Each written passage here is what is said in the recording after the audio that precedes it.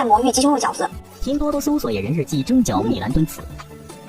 中间是鸡胸肉、木耳，吃起来跟普通的饺子没有什么区别，就是它的饺子皮跟普通的饺子可能有点不太一样。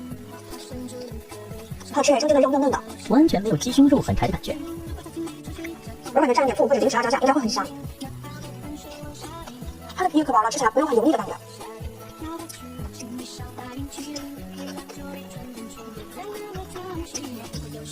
这个真的很好吃，推荐给减脂期想吃饺子的人。这个粘豆包一共有3种口味，一个是紫米、红豆，还有一个是紫薯。拼多多搜索粗粮地汁粘豆包甜七七。我是紫薯口味的，我找到了里面发生的颗粒。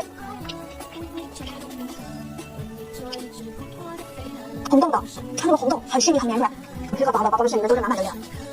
是一个饱腹感强。好吃，适合代替主食。肉紫米的就会更加糯叽叽一点。这边还有玉米颗粒。